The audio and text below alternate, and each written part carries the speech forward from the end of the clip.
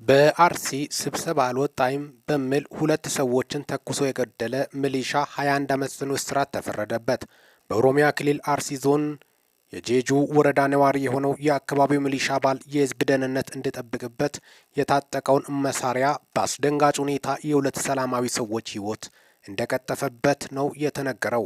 መሐመድ አሚን ከድር የተባለው ተከሳሽ በጄጁ ወረዳ የአላጋ ዱሬ ቀበሌ ሚሊሻ ሲሆን ታኅሳስ 13 ቀን 2017 ዓ.ም ሐሰን ኑሩ የተባለ ተበዳይን የጸጉር ማስተካከል ስራ በሚሰራበት ሄዶ ለምን ስብሰባ አልወጣም በሚል ተኩሶ መግደሉን የአርሲ ዞን አቃቤ ሕግ አስታውቋል። እንደ ዞኑ አቃቤ ሕግ ይፋዊ መረጃ ተከሳሹ ከጸጉር አስተካካይ ባለሙያው ተበዳይ በተጨማሪ በወቅቱ ጸጉር ቤት ውስጥ የነበረው ሌላም ግለሰብ በሚሊሻው በተተኮሰ ጥይት ክፉኛ ቆስሎ ሆስፒታል ሲረዳ ቆይቶ ህይወቱ አልፏል ነው የተባለው።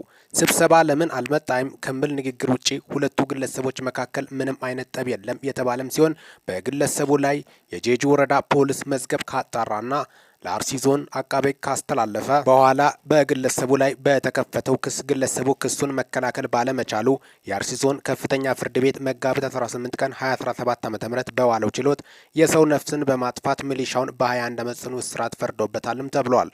በኦሮሚያ ክልል የአካባቢ ታጣቂዎች ሚሊሻ በተደጋጋሚ ከህግ ውጭ የሆነ እስርና እንግልት በሰላማዊ ሰዎች ላይ እንደሚፈጽሙና ከህግ አግባብ ውጭ የሆነ ተግባርን የፈጸሙባቸው አጋጣሚዎች መስተዋላቸውን መንግስታዊው የኢትዮጵያ ሰብአዊ መብቶች ኮሚሽን ከዚህ በፊት በመግለጫ ማሳወቁ ይታወሳል።